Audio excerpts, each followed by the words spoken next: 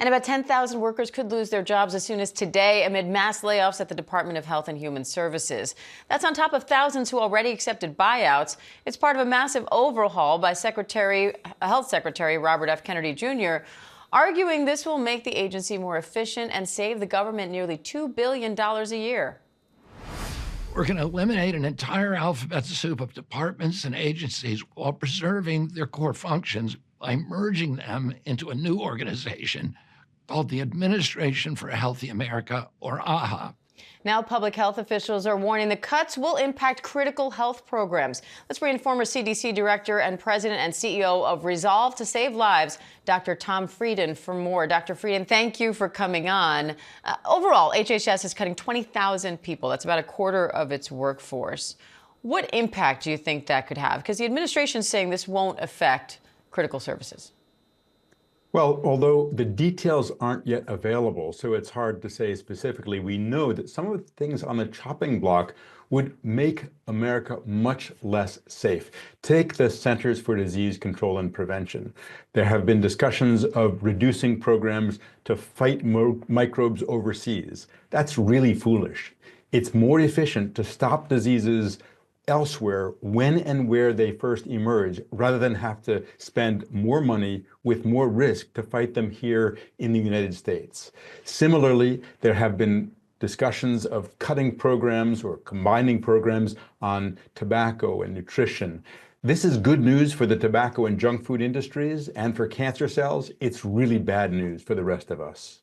And Secretary Kennedy says most of these cuts will be to excess administrators and that they're increasing the number of scientists and frontline health providers. They're also pledging to make Medicare and Medicaid, the FDA, the CDC, other agencies more effective and more accountable to American patients and taxpayers. What's your response to that? I think every agency could be better, and we need to see the details. What we've seen so far is really a chaotic approach to cutting things, then putting some of them back. It's not helpful when you threaten the scientists who protect us with immediate firing, or say that we can't talk about some of the things that work, or impose political perspectives on things like vaccine safety. Vaccines are a modern medical miracle. They're why most of us grow up healthy. They're why we've prevented millions of deaths around the world. And efforts to undermine confidence in vaccines are really problematic, because they mean that we're at greater risk for diseases that can be disabling or deadly.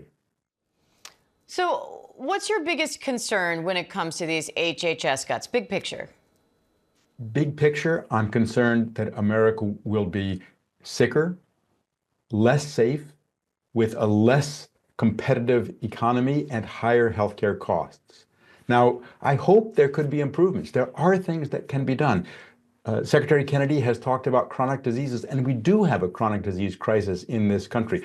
But most of that is something that we know what to do about. It's reduced tobacco use. It's reduced junk food consumption. It's helped communities increase physical activity opportunities. It's improved primary care systems.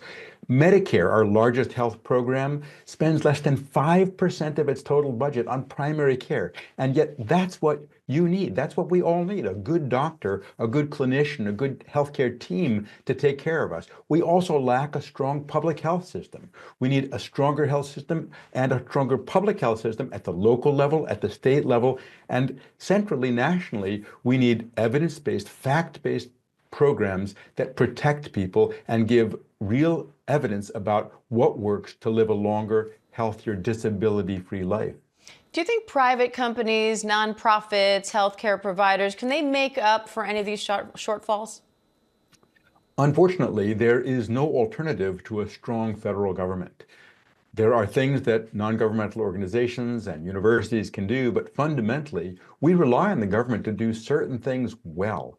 Look at the evidence, make recommendations, support communities, provide the funding for primary health care and for public health.